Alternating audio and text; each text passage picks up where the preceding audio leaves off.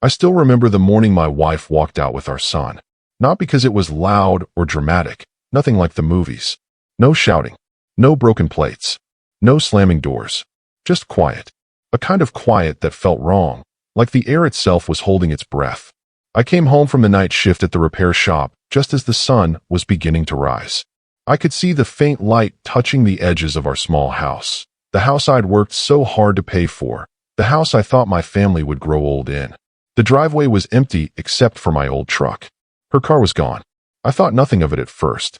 Maybe she took our son out to get breakfast. Maybe she couldn't sleep and wanted to drive. She did that sometimes. She said it helped her think. But when I stepped inside, everything felt still. Too still. The kind of stillness you feel in a room where someone has already said goodbye. I placed my keys on the kitchen table, and that's when I saw it. A single sheet of paper, folded once, with my name written on the front in her gentle handwriting. The handwriting I'd memorized in the margins of grocery lists, birthday cards, and the little notes she used to slip into my lunchbox when we were young. Michael. That was all it said on the outside. My name. No heart next to it. No small drawing. No sign that this was just another reminder about the groceries or a message telling me she loved me. My hands shook as I picked it up because something in my chest already knew. Knew that this wasn't a normal day. Knew that life was about to change in a way I wasn't ready for. I didn't open the letter right away. I don't know why. Maybe because opening it meant accepting something I wasn't ready to face. So I walked through the house first, calling her name softly. Anna. My voice echoed back at me, empty. I walked to our son's room next. The bed was made, too neatly for a 6-year-old boy. I noticed the small stuffed bear he used to sleep with was gone. His clothes were gone too, most of them. A few shirts remained, the ones he didn't like wearing. His shoes weren't lined up by the door where they usually were. The blue pair with the Velcro straps had always been there. But not today. That was when my knees gave out a little. I held onto the door frame because suddenly the world felt heavier than my body could carry. I knew, even before I read the letter, what must have happened. She left. She took him. And she didn't tell me why. I walked back to the kitchen, opened the fridge, and saw that most of the food she had bought earlier that week was gone. She had prepared. She had taken time. She had chosen what to take and what to leave behind. That was what hurt the most, the planning. It meant she'd been thinking about it for a while. I stood there for what felt like an hour before I finally sat down at the table, unfolded the letter, and read the words that would haunt me for years. I'm sorry, Michael. I have to go. Please don't look for us. That was it. No explanation. No reason. No closure. Just a request I didn't understand and a silence that pressed against my chest like a weight. I didn't know where my wife went. I didn't know why she left. I didn't know what I did wrong, or if I did anything wrong at all. But I did know one thing. My son was gone, and I had no idea when I would see him again. I sat there at that table for a long time. The sun rose higher. The neighborhood grew louder. Cars passed by, birds sang outside, and life went on like nothing had changed. But inside me, something had broken quietly, like a glass dropped onto carpet. You don't hear the sound, but the pieces are still there, sharp and painful. I picked up my phone, called every person I could think of, her friends, her mother, the school, even the church she used to volunteer at. No one knew anything. Or maybe they did, but they weren't telling me. By midday, I had driven halfway across town, checking places she used to visit. The park where we had our first picnic, the small cafe she liked, the library where she used to take our son on Saturdays. Nothing. No sign of her. No hints. No clues. It felt like searching for a ghost. By the time night fell, exhaustion sat heavy on my shoulders.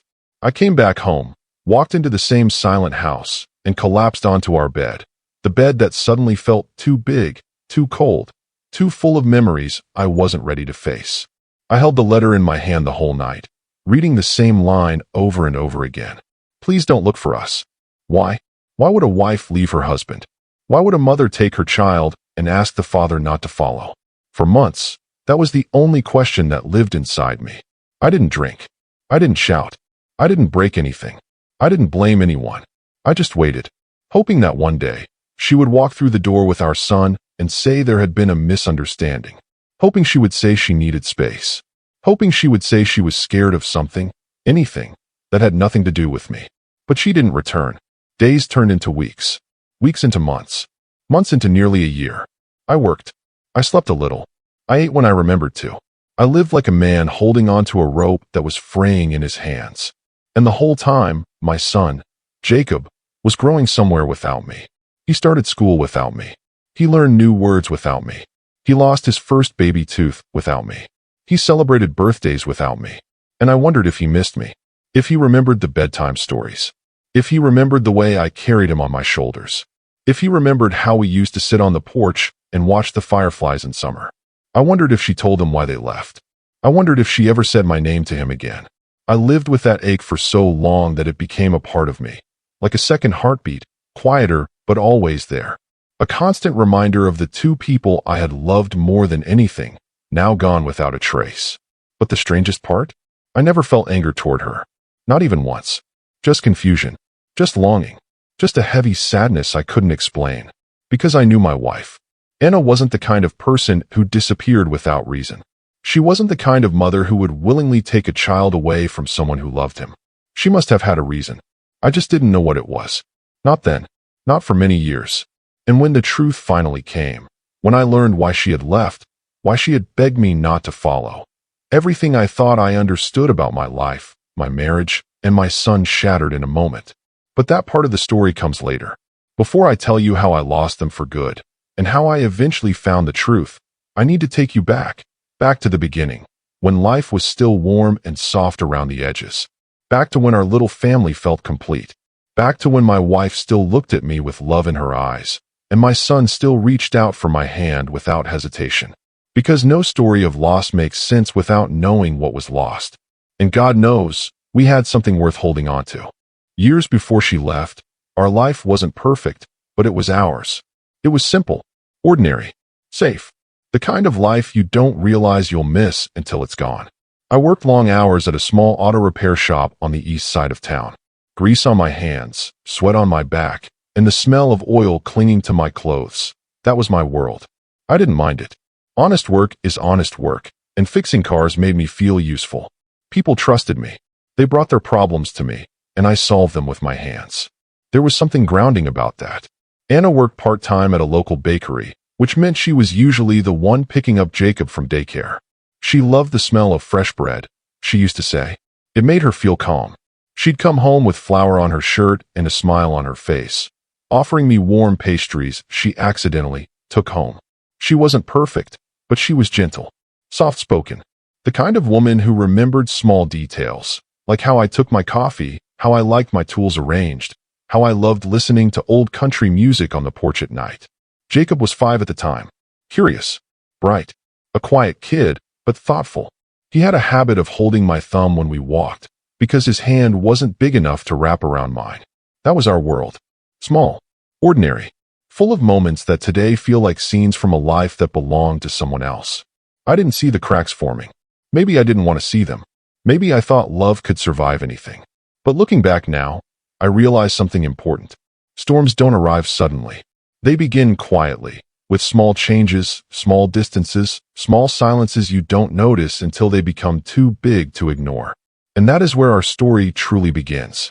If I close my eyes, I can still picture those early years so clearly that it almost hurts. The way our little house looked on quiet mornings. The way sunlight would come through the thin kitchen curtains and fall across the table where Anna sat sipping her tea. The sound of Jacob's small feet pattering across the wood floor as he came running toward me when I walked in after work. Those memories have a softness to them, like worn photographs that have been handled too many times.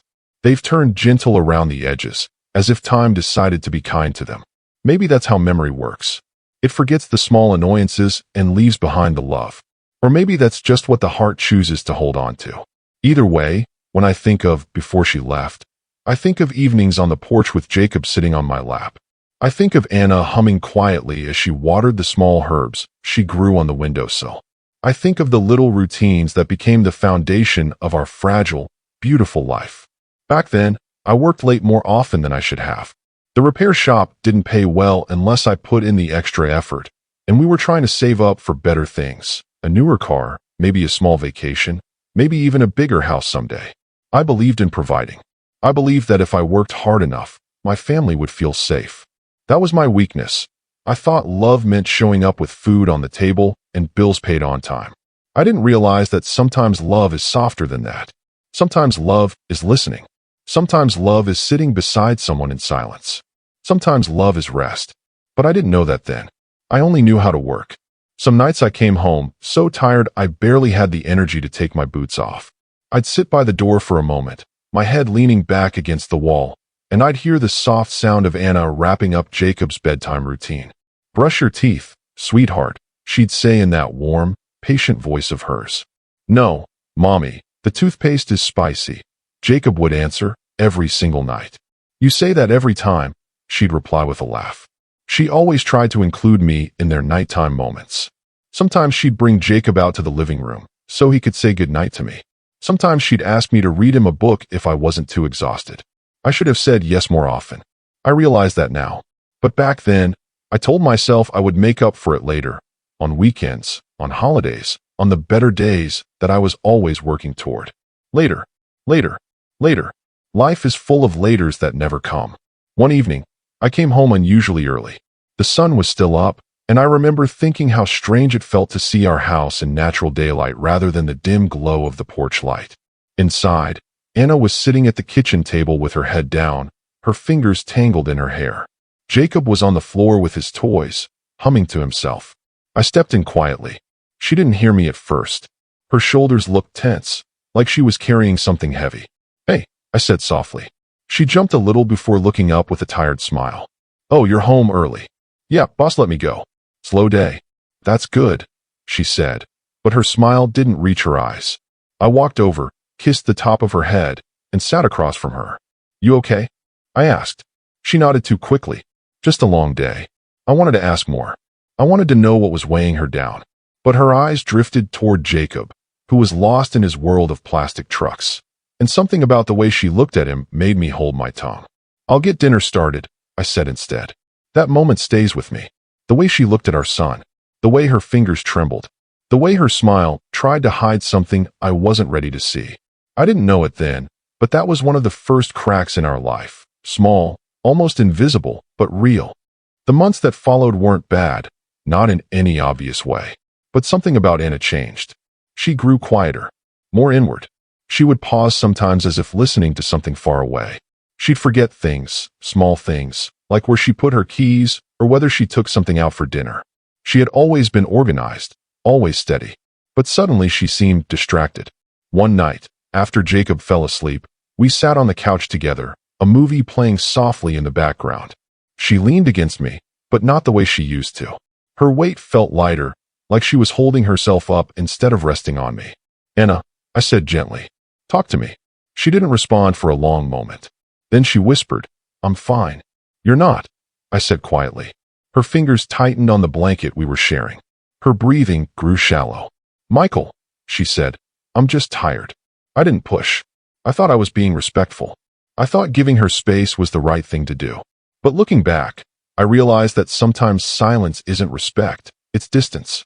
And distance grows faster than love if you let it. Jacob was growing fast. He was starting to become his own little person, curious, observant, and more sensitive than I realized. He watched people closely. He listened even when we didn't think he was listening. He absorbed our moods like a sponge, reacting to things we didn't even say. One afternoon, I came home to find him sitting on the porch steps, holding his knees to his chest. His head was down, and he looked small, smaller than usual, like someone had taken the brightness out of him. "Hey, buddy," I said, sitting down beside him. "What are you doing out here?" He lifted his head a little. His eyes looked sad. "Mommy's sleeping," he said quietly. "That's good," I answered, trying to sound cheerful. "She works hard. She needs rest." He nodded but didn't smile. I put my arm around him. "Everything okay?" He shrugged. "Mommy cries a lot." The words cut into me. A quiet, painful truth spoken by a child. "She does?" I asked gently. He nodded again, clutching his knees. "When?" I asked. He pointed toward the living room window. "When you're not home." I swallowed hard. A part of me broke in that moment. A part one hadn't known was fragile. Because if my wife was crying often enough for our son to notice, then something was wrong. Something bigger than fatigue or work stress. Something I should have seen sooner. I hugged Jacob close, kissing the top of his head. "Thank you for telling me," I whispered.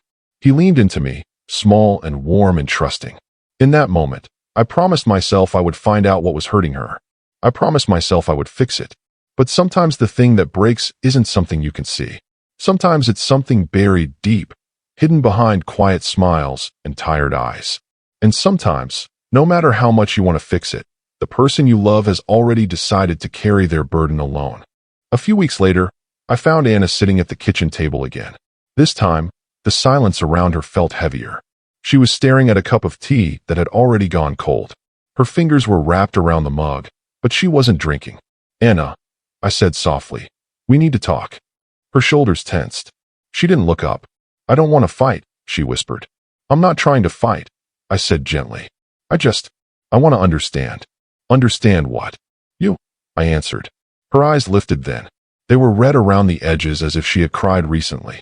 "I'm fine," she repeated. "You're not," I said again. She closed her eyes and shook her head. "Michael, I can't.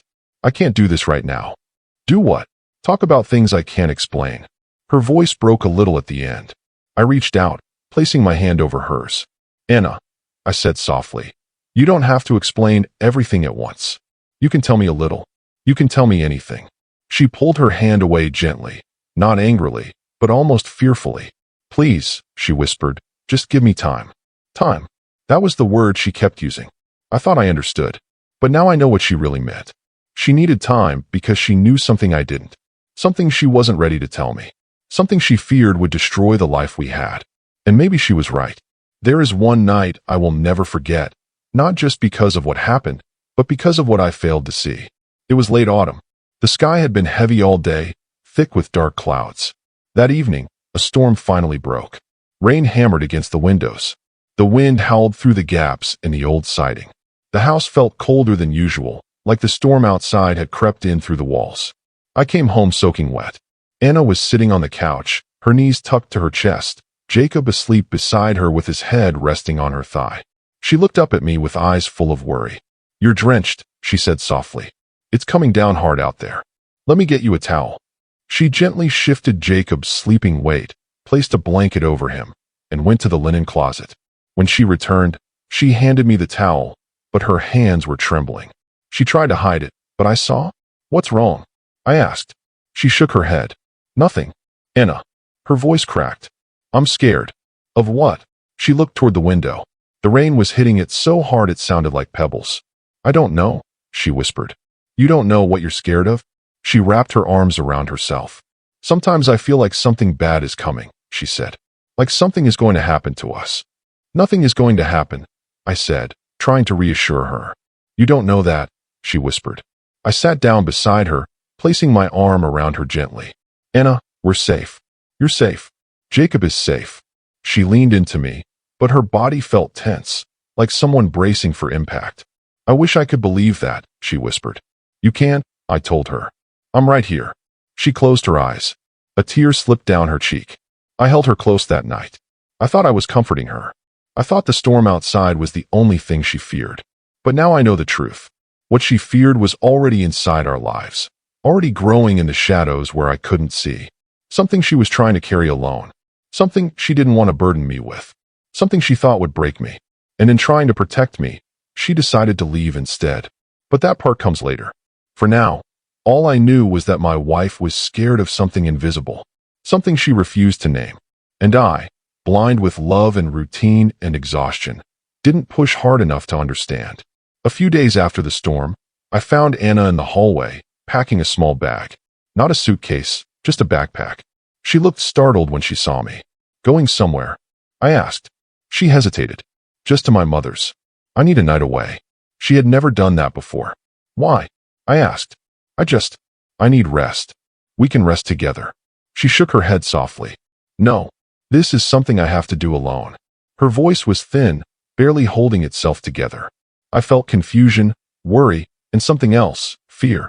A small, quiet fear that whispered, "Maybe you don't know your wife as well as you think." "Anna," I said gently, "you're scaring me." She stopped packing and leaned her back against the wall. Her eyes filled with tears. "I don't want to scare you," she said. "Then tell me what's going on." "I can't," she whispered. "Why not?" "Because I don't know how." She zipped the bag and walked past me. I let her go. I told myself she just needed time. I told myself she would come back clearer, calmer, ready to talk. I didn't know that was the beginning of the end. The moment she began rehearsing her exit, quietly, gently, like someone preparing to slip away without leaving a shadow. If I could go back, I would have followed her that day. I would have taken her hand. I would have told her she didn't have to carry her fear alone. But time doesn't allow do-overs. It only lets you regret the chances you didn't take. It was a Sunday morning. The weather was cool. Jacob was playing with building blocks on the floor. Anna was standing by the window, watching the street outside with a strange intensity, as if expecting someone or something. I walked up behind her and wrapped my arms gently around her waist. "What are you thinking about?" I asked. She didn't answer for a long moment. Then she whispered, "How do we know the people we love are safe?" I kissed her shoulder. "Because we keep them safe." Her voice trembled. "But what if we can't?" I turned her around to face me. "Anna, what's happening?" She looked up at me with the saddest eyes I had ever seen. "I'm trying," she whispered. "I'm trying so hard." "For what?" "To protect us." It was the first time she ever said those words, and the last time she said them to my face. Because only a few months later, she would walk out of our home with our son, leaving only a short letter behind, and disappear without a trace. Not because she stopped loving us, but because she loved us too much. But that truth was something I would learn much, much later. I walked over to the fridge, opened it, closed it again, not really seeing anything inside. My mind wasn't in the kitchen anymore. It was halfway across the country, replaying 10 years' worth of moments I had never fully examined. Moments I had avoided. Moments I told myself didn't matter because the present was fine. But maybe it wasn't. Not really. "Do you ever?" I began slowly, still staring at the refrigerator door. "Mom, do you ever think she meant to do it? Leaving like that?" My mother didn't answer right away. I felt her eyes on me, thoughtful, weighing her words before offering them. "I think," she said at last, "your wife was a scared woman who didn't know how to say what she needed." I turned to her. She could have said anything. I would have listened. "Would you have?" she countered gently. I opened my mouth, closed it again, because deep down, beneath all the resentments, beneath the logic I had used to justify my anger, beneath the narrative I had clung to for 10 years, I knew the truth. Back then, I wasn't good at listening. I was good at fixing, good at solving, good at working, good at sacrificing. But listening, understanding, pausing when someone needed me emotionally, I wasn't good at that at all. She had been telling me she was exhausted. I told her, "I'll work harder so you can rest." She told me she felt alone. I told her, "We're a team. I'm doing this for us." She told me she needed me. I told her, "I'm trying." Always the wrong answers to the right pleas. "I don't know," I admitted quietly to my mother. Maybe I wouldn't have listened. Maybe I was too focused on being the provider. Mom nodded. "You were raised to think providing was the only way to love. Men from our family, we were never taught the softer things." I knew she was right. I had learned hard work from my father. Responsibility, duty, but affection, gentle presence, emotional fluency? No one ever taught me those. I'd learned that a man's value came from the weight he carried, not the words he spoke or the warmth he offered. But my wife, she didn't need a hero. She needed a partner. And I didn't know how to be one. Not then. My mother sighed. "She should have talked to you." "That's true. But you also should have been easier to talk to." I swallowed hard. "That's fair. Regret is useless if you don't turn it into change," she said, taking my hand gently. "What matters is what you do now." I nodded, though a knot tightened in my stomach. "Now," she said, "might be too late." That was the thought that terrified me more than anything. Not that my son hated me. Not that my wife left me. Not even that my marriage ended. But that I might never get another chance to fix the damage or understand the truth.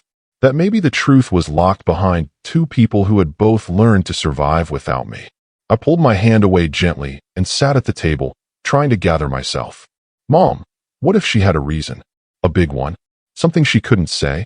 My mother hesitated. "I think it's very possible," she said slowly.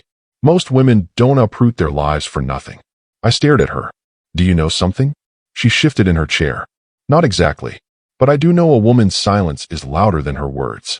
And your wife was very silent near the end." She was right. Near the end, my wife barely spoke at all. She used to talk nonstop, about everything, from grocery lists to dreams she had in the middle of the night. She had been warm, expressive, emotional, until she wasn't. It wasn't sudden, but I missed the signs. Her voice got softer. Her laughter faded. Her eyes stopped meeting mine. She drifted emotionally long before she drifted physically. And I told myself she was just tired. Maybe she was. Maybe she was heartbroken. Maybe she was afraid. Maybe she was hiding something. The thought lodged in my throat like a stone. I stood abruptly. I need to go for a walk. Take your time, my mother said softly. But as I reached the doorway, she added, and son, don't be afraid to ask questions. Sometimes the truth is waiting for someone brave enough to say they're ready for it. The air outside was colder than inside the house, crisp enough to sting my lungs. I walked with no sense of direction, just movement. I passed familiar houses, old memories, places I'd long ago stopped thinking about. With each step, something shifted inside me. I wasn't angry anymore. I wasn't even confused. I was curious. For the first time in years, I felt the faint, unsettling presence of doubt. What if everything I believed about her leaving was wrong? What if she didn't break our family? What if she was trying to save it? The possibility unnerved me. I walked until my legs grew tired. Then I sat on the curb outside the old elementary school my son once attended. I could picture him running across the playground, his small backpack bouncing, his smile bright, his eyes trusting. He used to run straight into my arms. When was the last time he did that? I remembered the night he left. He didn't run to me. He didn't speak to me. He didn't even look at me. He walked out the door with her, holding her hand tightly, his shoulders curled inward like he was protecting himself from something. From whom? From what? From me? The memory stung. I leaned forward, elbows on my knees, and let out a long breath. I wasn't that bad, I whispered to no one. I wasn't cruel. But maybe cruelty isn't always loud. Sometimes it's neglect. Sometimes it's absence. Sometimes it's silence where love should be. And maybe I had been silent in all the wrong ways. My phone buzzed suddenly, vibrating in my jacket. I pulled it out, expecting a spam call or a notification. But it was a message. From her. My ex-wife. A name I hadn't seen on my screen in almost a decade. My blood ran cold. I stared at the message preview, unable to breathe. Just 3 words. We need to talk. My heart pounded. I opened it. The full message appeared. There's something I should have told you years ago. It's time you knew. A chill spread down my arms. I didn't reply. Not yet. I read the message again. And again. And again. Something I should have told you years ago. It's time you knew. Something inside me cracked open. The truth, the one she had hidden, was finally coming. And I wasn't sure I was ready. But I knew one thing with absolute certainty. Whatever she was about to tell me, it was going to change everything. Her message sat on my screen like a live wire, small, quiet, unassuming, but charged with 10 years of unanswered questions. There's something I should have told you years ago.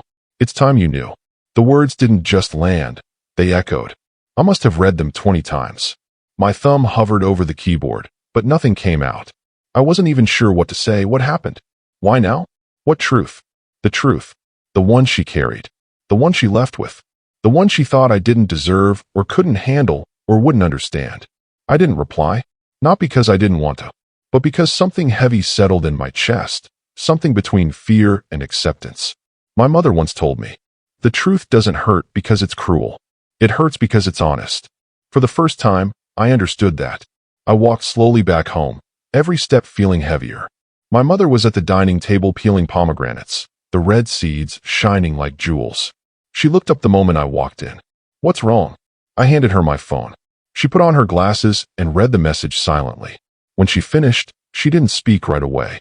Instead, she placed the phone down carefully, like it was something fragile. Well, she said softly, I suppose this is what you wanted.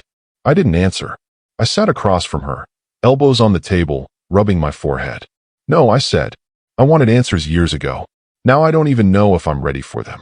My mother gave a small nod. Truth has a way of finding us when we've stopped chasing it.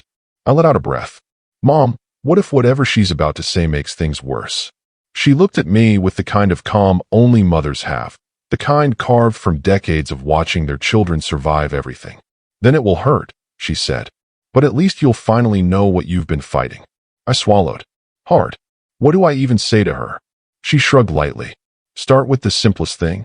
I'm listening. It's something she probably needed a long time ago. Her words felt like a quiet blow to the chest. Listening. The one thing I never truly gave my wife. The one thing she probably begged for without ever spelling it out. I took a deep breath, then typed 2 words. I'm here. I stared at them. They looked small, incomplete. I added, what do you need to tell me? I hit send before my nerves could convince me otherwise. My mother squeezed my arm gently. Whatever comes next, you'll manage. But her eyes told me she was worried. I wondered what she feared more, the truth itself or my reaction to it. My ex-wife didn't reply immediately. I kept checking my phone every few seconds, even though no new notification came. I tried to distract myself, washed a couple dishes, straightened the living room, even attempted to watch TV. None of it worked. My mind was too loud.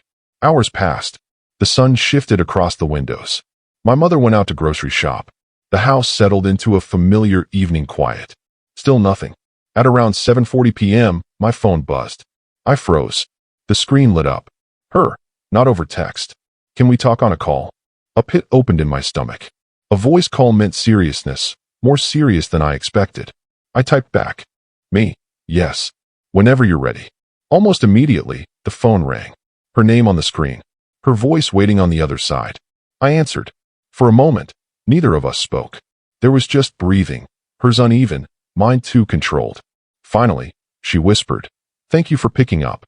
I closed my eyes. I almost didn't. I know, she said. There was heartbreak in her voice, or maybe nostalgia, or guilt.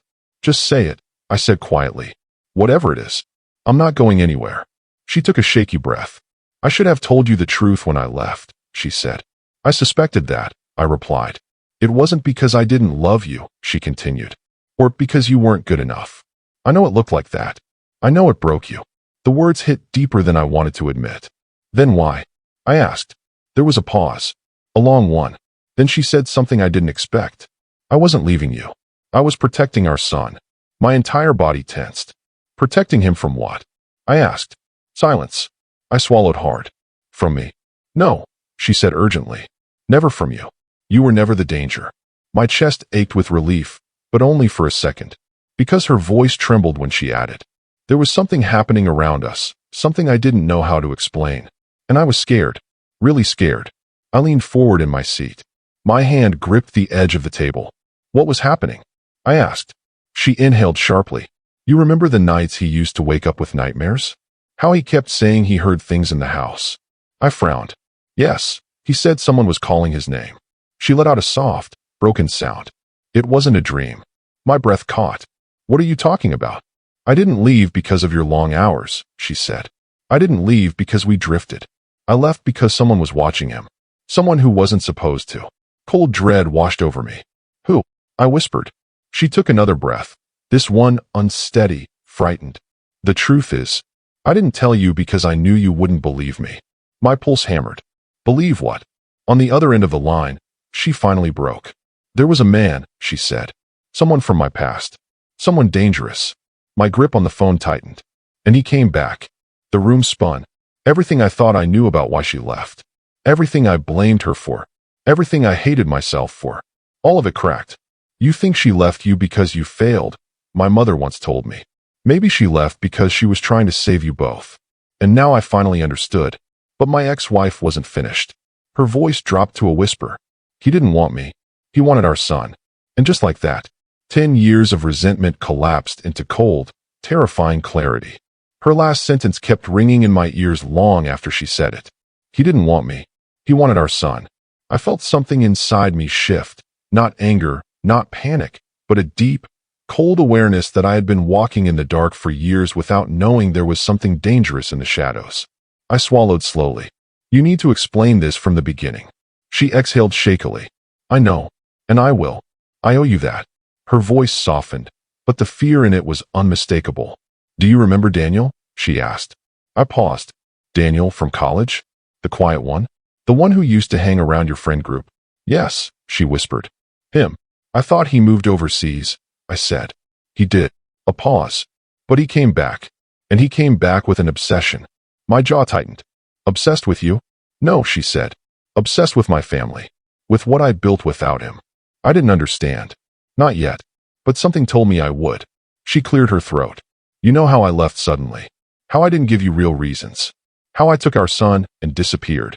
Yes, I said quietly. I wasn't running from you. I was running from him. I leaned back in my chair, heart pounding, trying to process the sudden shift in everything I thought I knew. She continued. It started small. I got a message from an unknown number. Something harmless at first. Hope you're well.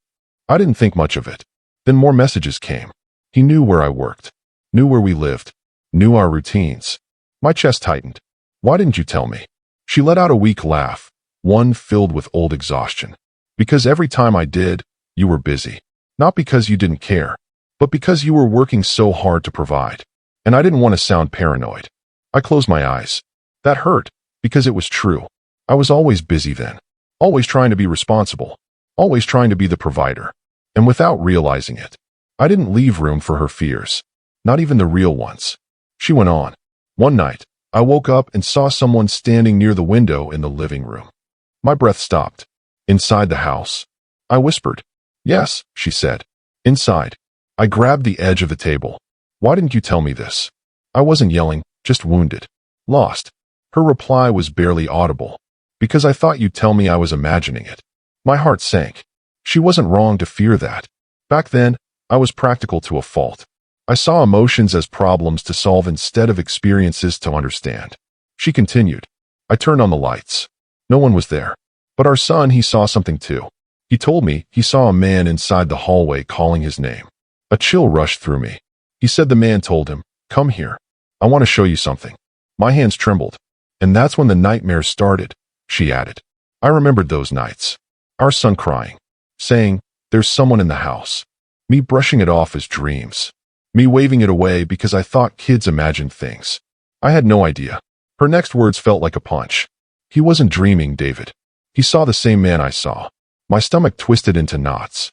And this man, this Daniel, he wasn't well. He had lost his job, his family. He blamed me for choosing a different life. He said I owed him something. My grip on the phone tightened. You think he wanted to take our son? I don't think, she whispered. I know. The room felt too small, too silent, too heavy. She continued. A week before I left, a letter appeared under our door. Not mailed, hand-delivered. What did it say? I asked. Her voice broke. He said our son looked just like him. My blood ran cold. And then he wrote, I'll come for him when the time is right. I stood up from the table without realizing it, pacing the kitchen. And you didn't tell me, I said again, but softer this time. Not accusing, just bewildered. I tried, she said. You were so stressed with work. And when I brought up concerns before, you brushed them aside. I didn't want you to think I was losing my mind. I felt a heavy ache settle in my chest. A familiar ache. The one that comes when you realize your absence created wounds you never saw. And when he tried to break into the house, she whispered. My heart nearly stopped. He what?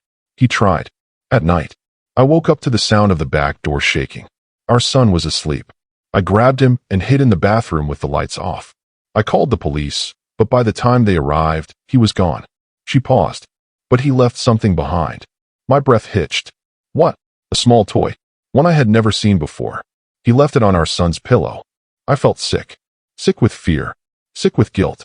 Sick with the realization that the woman I loved was living inside a nightmare I never bothered to see. That's why I left, she said. It wasn't the marriage. It wasn't you. It was him. She sniffed, holding back tears. I had to protect our son. I had to get him somewhere he couldn't reach us. I swallowed hard. Why didn't you tell me after you left? Because he sent me another letter, she whispered. This time with your name on it. My heart dropped. What did it say? He said if I told you anything, he'd come after you too. Silence. Long, heavy silence. I finally sat back down, slowly, numbly. All these years, I blamed her for leaving. I blamed myself for failing. I blamed the distance. I blamed the silence. But I never once imagined there was a threat in our home. She exhaled shakily. I didn't leave because our marriage died. I left because I wanted our son to live. I felt my throat tighten. I whispered, why now? Why tell me this today? She let out a trembling breath. Because I got another message. My stomach twisted. From him. No, she said. From someone else. Who? Another pause. Another long, heavy breath. From our son. My pulse quickened. What did he say? She whispered it slowly, painfully. He said he's been seeing the same man again. Her words hit me like a cold wave. He said he's been seeing the same man again. I felt my breath catch. Not because I believed instantly, not because I understood, but because something in her voice told me she wasn't exaggerating. She wasn't guessing. She was terrified. And this time, so was I? I swallowed hard. When did he tell you this? 2 nights ago, she whispered. He called me around midnight. His voice was shaking. He said he kept feeling like someone was watching him. Not from outside, but inside the house. My grip tightened around the phone. Inside your house. No, she said, barely audible. Inside your son's new apartment. My stomach turned. Does he live alone? Yes. He moved out a few months ago. He said he needed space, said he wanted to grow up on his own. She paused. But now he's scared. Really scared. I rubbed my temples, trying to steady myself. What exactly did he see? She hesitated, long enough for me to know the answer wouldn't be simple. He said he woke up around 3 a.m. and saw a figure standing near the foot of his bed. He thought it was a dream. He blinked and it was gone. But when he got up, the closet door was open. I felt my chest tighten. He closed it, turned on all the lights, checked the apartment. Nothing. I exhaled slowly. And the next night, he heard someone whispering his name through the vent. A chill ran down my spine. Did he call the police? I asked. Yes, she said. They checked everything. No sign of a break-in. No sign of anyone on the cameras outside. I rubbed my face. So they dismissed it. Of course they did, she said, voice trembling. Just like I feared you would back then. I closed my eyes. She wasn't wrong. Not then. Maybe not even now. She sighed softly through the phone. He told me he felt stupid calling me. He said he didn't want to sound paranoid. But he sounded like he was 10 years old again. The same shaky breathing. The same pauses before he spoke. I felt something deep twist inside me. Guilt, regret, helplessness, a mix that was heavier than anything I'd carried in years. She continued. He asked me if the nightmares he had as a child ever fully went away. I didn't know what to say. I told him the truth, that they stopped only because I moved him far away. I froze. And now, she whispered, whatever followed us then has found him again. I sat down on the edge of the chair, the room quiet except for the sound of my breathing. What did he say he saw after that? I asked. She cleared her throat. Last night, he saw someone in the hallway. Just a silhouette. He said it didn't move. It just stood there. Did he approach it? No. He reached for his phone to turn on the flashlight app, and the figure disappeared. My pulse raced. I tried to stay rational. Maybe it was a shadow. A trick of the light. These old buildings. Stop, she whispered. Her voice wasn't angry. It was pleading. Please don't do what you did years ago. Don't explain away what he's feeling. Not this time. I exhaled, long and slow. She was right.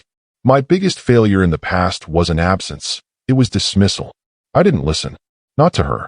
Not to my son. Not even to myself. I took a breath. Okay. Tell me everything. She continued. He said the figure looked exactly like the silhouette he remembered as a child. Same height. Same way it held its hands. Same way it tilted its head. I felt the air around me grow still. And then, she hesitated, voice quivering. He said he smelled the same cologne. Cologne. I said, yes. The same one that man wore. The same one he left on the toy he placed on our son's pillow. I felt a shiver run through me. My ex-wife sniffed lightly, holding back tears. David, he doesn't know any of this. He doesn't know the story. I never told him what happened. I thought if I kept it buried, he'd never have to relive it. I ran a hand through my hair. So then how? He described the scent, she whispered. He said it smelled like something metallic, something old, something sharp. My heart dropped. That was exactly how she once described that man's cologne. Sharp. Industrial. Cold. Her next words were barely audible. He told me he felt like the man wasn't just watching him. He felt like he was waiting. I felt a quiet dread rise in my chest. The kind that doesn't shout, doesn't rush, but spreads silently. What does he want now? I asked. She exhaled shakily. He wants answers. He wants to know why his childhood was the way it was. And what did you tell him? Nothing, she said. Because the truth isn't mine to give him alone. My throat tightened. She breathed out slowly. He wants to see you. That sentence lingered, longer than the fear, longer than the worry, longer than the questions. My son, the boy who once told me I ruined his life, now wanted to see me. Did he say why? I whispered. He said he kept dreaming about you, she replied. Not nightmares, just dreams where you were sitting with him in a quiet room. And he kept asking you something. And you kept not answering. My chest tightened painfully. What was he asking? I asked. She inhaled shakily, then said, He asked you, why didn't you protect me? I felt that sentence hit somewhere deep, in the place where old guilt sleeps. And he said you never answered, she added. He said you just looked at him with tears in your eyes. I closed my eyes. Silence filled the space around me. Heavy, suffocating, familiar. After a long pause, I whispered, Where is he now? In his apartment, she replied. He doesn't want to leave. He's scared something will happen if he steps outside. I nodded slowly, though she couldn't see it. And what do you want me to do? I asked quietly. She didn't hesitate. I want you to go to him, she said. I want you to sit with him. I want you to listen to him. Then she paused and added the words that broke whatever wall was left inside me. And I want you to tell him the truth. Not just my truth, but yours. I felt something shift inside me. Something old, something buried. Pain, regret, and the faint, trembling hope that maybe this time I could do something right. When should I go? I asked. Tonight, she whispered. I grabbed my keys.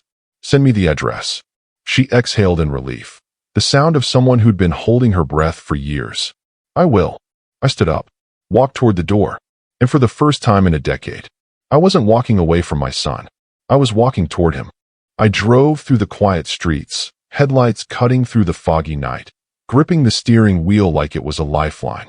Every streetlight, every passing car felt like a reminder of time lost. 10 years. 10 long years where I had blamed myself, blamed her, blamed circumstances I didn't fully understand. And now, the truth was waiting for me at the end of the road. When I arrived at his apartment, the building looked smaller than I remembered in my mind. Familiar, but somehow distant, like a memory I had only half held. I parked in the dimly lit lot and stood for a moment, staring at the door to his floor, my heartbeat loud in my ears. This was it. I took a deep breath, trying to steady the wave of nerves threatening to swallow me whole. My hands were shaking, but I forced them to be still. I reminded myself, he wanted to see me. He wanted answers. And more than that, he wanted me to listen. I pressed the buzzer. A few moments later, I heard the soft click of the lock. The door opened. He was standing there. Jacob. He had grown into a man, yes, taller than me now, with broad shoulders and the quiet strength of someone who had carried far too much on his own. But his eyes were the same. Piercing, searching, guarded. The same little boy I used to hold on my lap, now looking at me like a stranger and a son all at once. For a moment, we just stood there, measuring each other. I swallowed hard. Hi, I said softly. He didn't answer right away. Instead, he stepped aside and motioned for me to come in. His apartment smelled faintly of coffee and old books. The air was heavy with silence, a silence thick with everything left unsaid over a decade. We sat, across from each other, like two halves of a story that had gone missing. I began, then stopped. There were no words that could carry 10 years of absence, 10 years of misunderstanding, 10 years of fear. He watched me carefully. Why did you leave? He asked finally, voice low. I flinched. The question I had rehearsed in 1,000 ways, the question I had dreamed he would ask me, now landed like a hammer. I didn't know, I said, voice breaking. I thought I was protecting you. I thought I was trying to provide. But I see now. I wasn't listening. I wasn't there in the ways you needed me. He looked down, twisting his hands together. I thought you hated me. I shook my head quickly. No, never. I loved you, and I still do. But I failed you. And for that, I am so sorry. The room was quiet again. Then he spoke, softer this time. It wasn't just about leaving. I was angry. I was scared. I didn't understand. I blamed you for everything. I reached out, my hand hovering over the space between us. I understand now, and I want to make it right, if you'll let me. He stared at my hand, then slowly, cautiously, he placed his own over it. A tremor ran through his fingers. A tremor I recognized, the tremor of a child who had waited too long to be heard. I don't know if I can forgive, he admitted quietly. Not yet. I don't expect you to, I said. I just want to be here. For you. To listen. To understand. He nodded, a small motion, but enough. Enough to start. We sat like that for a long time, neither of us speaking, letting the silence fill the spaces where words had failed us. I could feel the weight of the years slowly lifting, just a little. Then he began to speak, in a voice that trembled at first but grew steadier as he continued. I've seen him, the man. I don't know why he's following me. I thought it was a dream at first, but it's real. He's real. And I'm scared. I felt my chest tighten. This wasn't just about reconciliation anymore. This was about protecting him, truly protecting him, the way I had failed to do all those years ago. I'll handle it, I said firmly. Whatever it takes. You're not alone in this anymore. Not ever again. He looked at me then, really looked at me, for the first time in years. The guarded wall around him seemed to shift slightly. The fear was still there, yes, but also something else, trust. Tentative, fragile, but real. I never wanted to be scared, he whispered. I know, I said, and I'm sorry it happened. I can't change the past, but I can be here now. I promise. For the first time in years, the distance between us, the years of silence, of misunderstanding, of fear, felt like it was finally narrowing. He leaned back, a small, shaky smile forming on his face. I missed you, he admitted. My eyes burned. I missed you too. Every single day. And in that moment, I realized something profound. The past doesn't disappear. The hurt doesn't vanish. But the truth, when finally shared, can start to heal even the deepest wounds. We talked for hours. About everything. About the fear, the anger, the silence. About the nightmares, the missing years, and the love that had never truly gone away. And as the night grew older, I felt something I hadn't in a long time. Hope. Not the loud, triumphant kind of hope that solves everything. Not the kind that erases pain, but quiet hope. Gentle, enduring. The kind that begins when two people finally listen.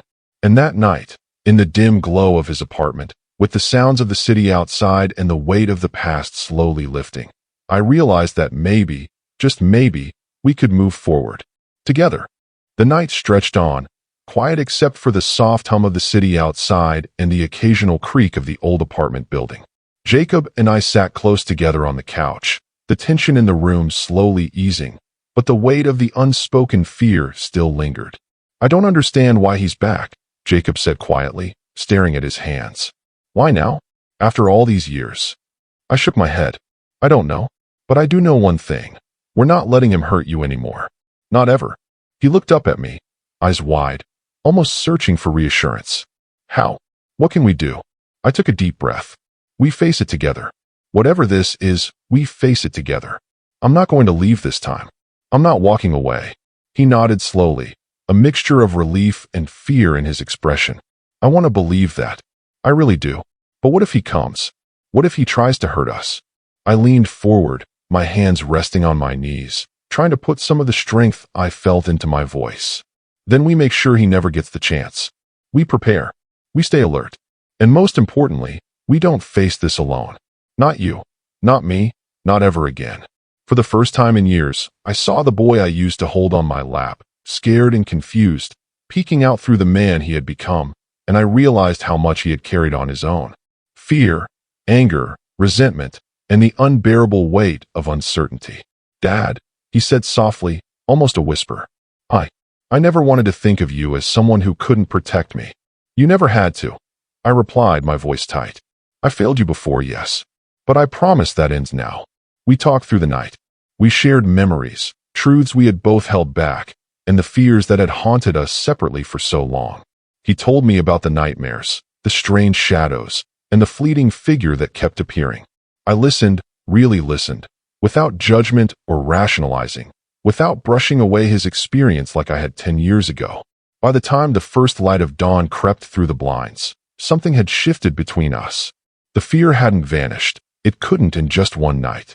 But trust had begun to bloom again, tentative but alive. Then came the decision. We needed to confront the shadow that had haunted his life.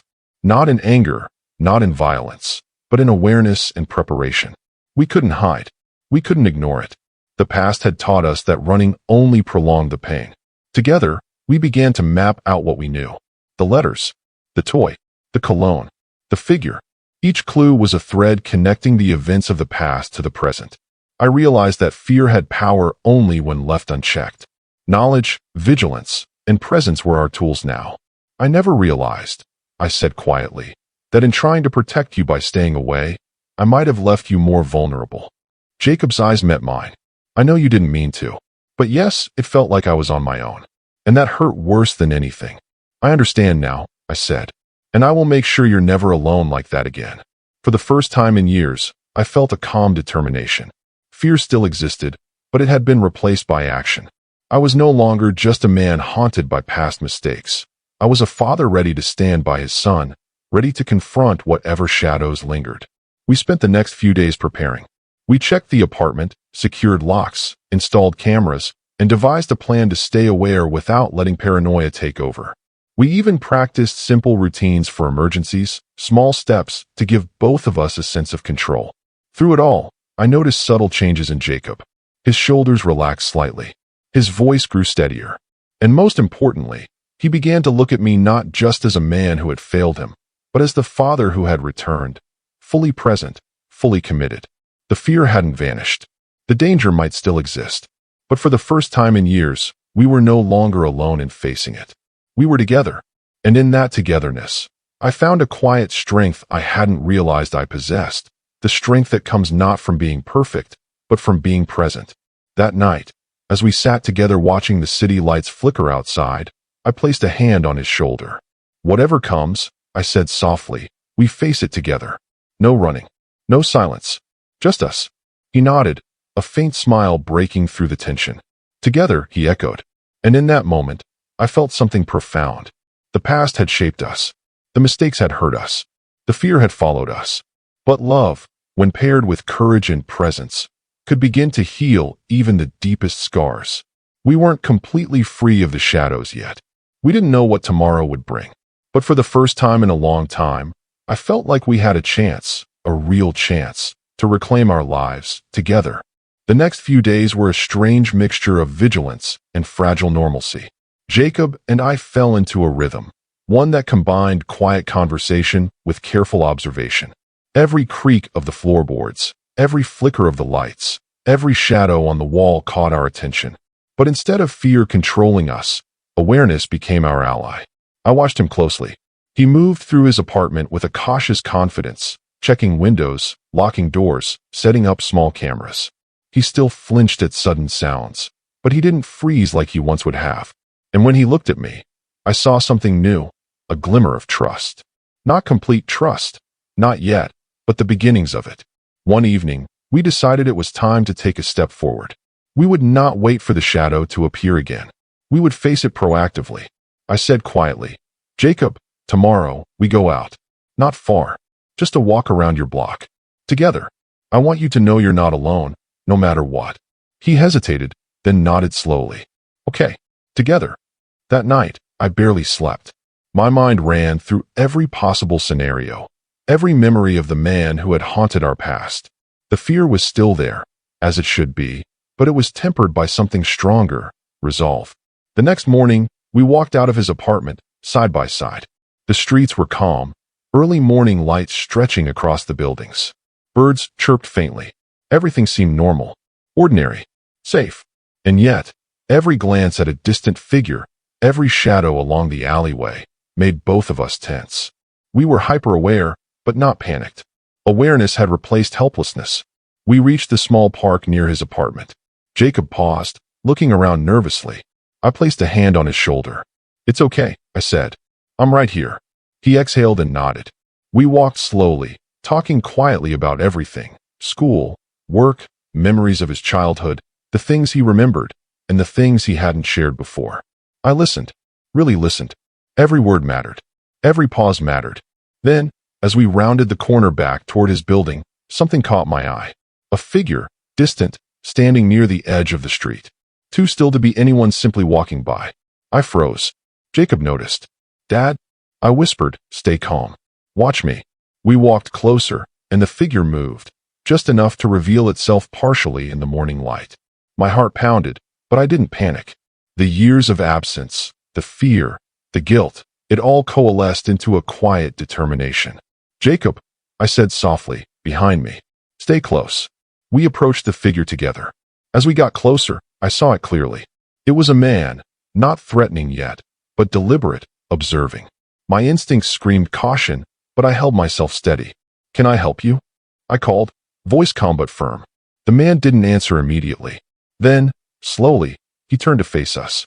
Recognition flickered in his eyes, then something else, calculation. I placed a protective hand on Jacob's shoulder. You don't get to scare him anymore. Not now. Not ever. The man hesitated. He was smaller than I remembered in my imagination, weaker somehow, yet still a shadow of threat. His presence had haunted us, but together, Jacob and I had strength. Leave us alone, I said firmly. Whatever your reason, your time scaring this boy is over. For a tense moment, he studied us, me, standing tall, and Jacob, standing beside me. And then, slowly, he stepped back. Without a word, he turned and walked away. We watched him go until he disappeared around the corner. Only when he was truly gone did the tension in my shoulders release. Jacob exhaled, gripping my hand tightly. You did it, he whispered, awe in his voice. No, I said, shaking my head. We did it. Together. For the first time, I realized that the fear that had followed him all these years, that had followed me, too, could be faced, not alone, but together. And that bond, rebuilt through trust, listening, and presence, was stronger than anything that had tried to tear us apart. We walked back to his apartment slowly, hand in hand, each step a quiet affirmation. Fear does not have to define us. The shadows do not own us. Love, steady, patient, present, can conquer even the memories that hurt the most. That night, back in his apartment, Jacob looked at me with something I hadn't seen in years, hope.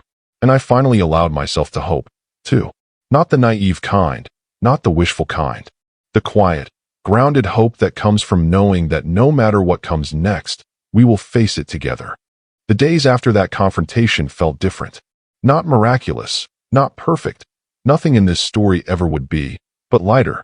The weight that had pressed down on us for years had eased, if only slightly. Jacob and I spent time together every day. Sometimes we didn't speak. Sometimes we talked endlessly, about nothing and everything all at once. But in every moment, there was presence. Real presence. I listened.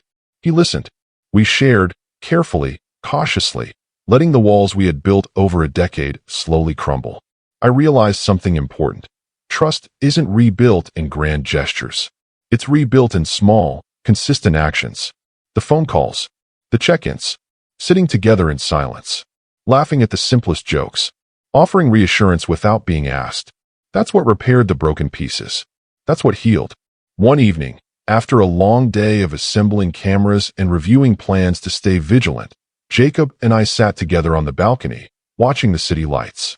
He leaned against me, quiet for a long time. Then he spoke. Dad, I never realized how much I needed you. Even when I was angry. Even when I blamed you. I needed you. I swallowed hard, my throat tight. I needed you too. More than I ever knew. And I'm so sorry I wasn't there the way you deserved. He exhaled and shook his head slightly. You can't change the past. But I think we can move forward. Yes, I whispered. Together. We laughed softly, a fragile, quiet sound. The kind that comes after long pain. The kind that carries hope without arrogance. In the weeks that followed, we continued to rebuild. Jacob allowed me into his life. Not as the perfect father, not as the man he idealized as a child, but as a real man, fallible and remorseful, yet willing to stay and fight for our bond. We spoke openly about the fear, the man from the past, the nightmares that had haunted him. We developed routines, simple strategies, and safety measures, not out of paranoia, but to regain control. And slowly, the fear lost its grip. There were moments when I caught myself reflecting on the years lost. Years I couldn't get back. Days I couldn't reclaim. Nights I had spent in guilt and silence. But then I looked at Jacob, alive, present, and growing stronger, and I knew that moving forward was the only way to honor the time we still had. One rainy evening, sitting in his living room with a cup of tea, Jacob looked at me and said quietly, Dad, thank you. For coming back. For staying. I nodded, fighting the lump in my throat. No, thank you for letting me. For trusting me enough to let me in again. We didn't speak after that. We didn't have to. The room was filled with something stronger than words. Understanding, forgiveness, and quiet love. I thought back to the letter she gave me years ago, the one I never read carefully, the one I left on the counter in frustration.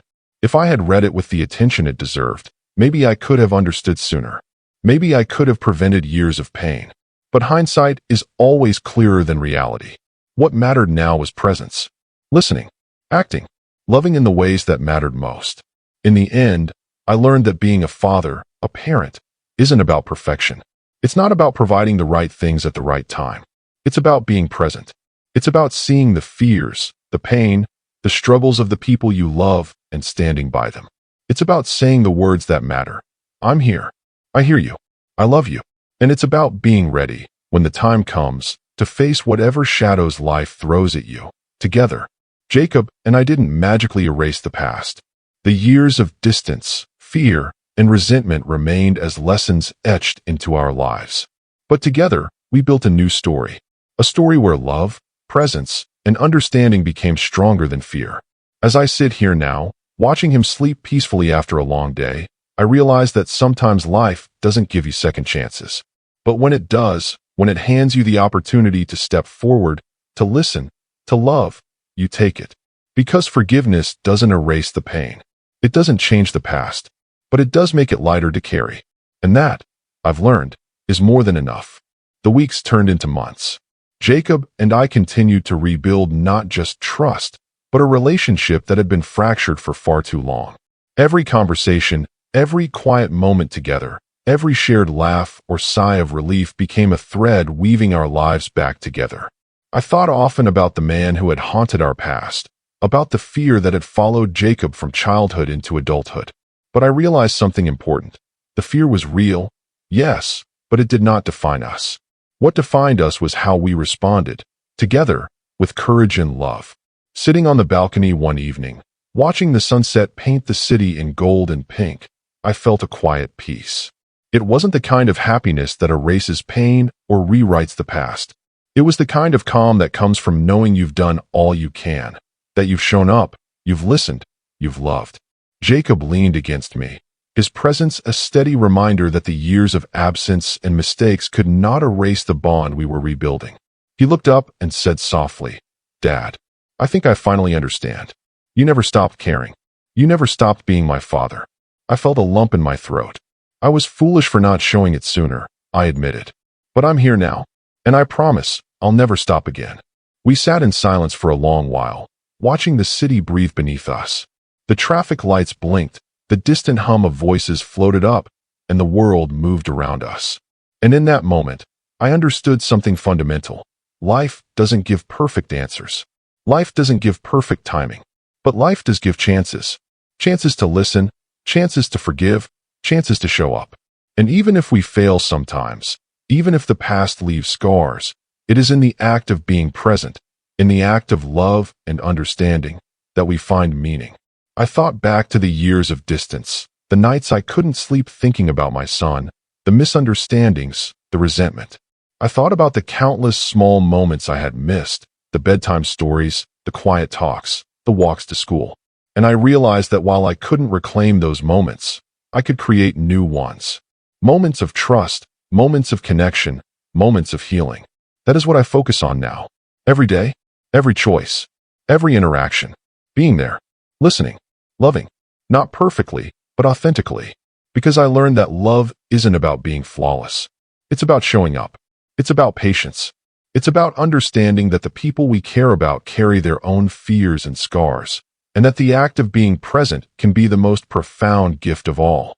I look at Jacob now, and I see not just my son, but a man who has survived, who has endured, who has grown stronger because of everything we faced together. I see resilience. I see courage. I see hope. And I realize, in that realization lies the final lesson. We cannot rewrite the past.